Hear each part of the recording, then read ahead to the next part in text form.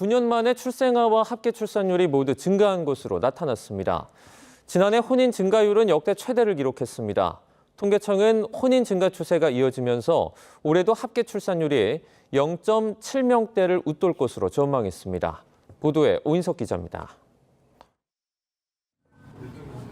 통계청은 지난해 출생아 수가 23만 8,300명으로 1년 전보다 8,300명 늘었다고 발표했습니다.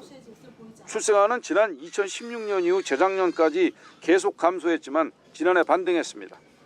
여성 한 명이 평생 낳을 것으로 예상되는 평균 출생아 수인 합계 출산율은 0.75명으로 1년 전보다 0.03명 증가했습니다. 합계 출산율도 2016년 1.17명을 기록한 후 줄곧 떨어지다 재작년 0.72명까지 하락했지만 지난해 증가세로 돌아섰습니다. 지난해 첫째 아는 14만 6,100명으로 7,700명, 둘째 아는 7만 5,900명으로 1,500명이 각각 증가했습니다. 30대 초반 엄마의 출생아 수는 8,200명, 30대 후반은 2,800명 증가했습니다. 시도별 합계 출산율은 세종과 전남이 1.03명으로 가장 높았고 서울은 0.58명으로 가장 낮았습니다. 지난해 혼인은 22만 2,422건으로 1년 전보다 2만 8,765건이 늘어 14.9%의 증가율을 기록했습니다.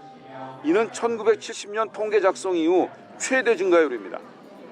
지난해 12월 혼인 건수는 2만 2,519건으로 28.1%, 4분기 혼인은 6만 651건으로 20.7% 각각 증가했습니다. 통계청은 올해 합계 출산율도 혼인 증가 등의 영향으로 0.7명대를 웃돌며 증가세가 이어질 것으로 내다봤습니다.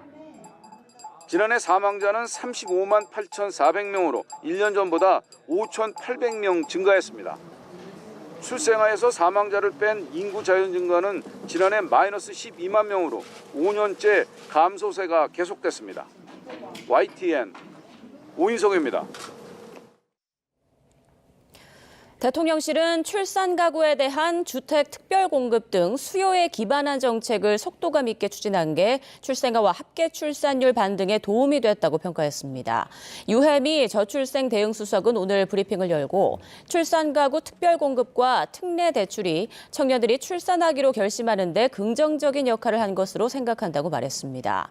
이어 둘째아와 셋째아 수와 30대 여성의 출산율의 확연한 증가, 또 결혼과 출산 간 시차 감소 등의 특징도 나타나고 있다며 정부의 지원 확대 영향이 존재함을 보여준다고 설명했습니다.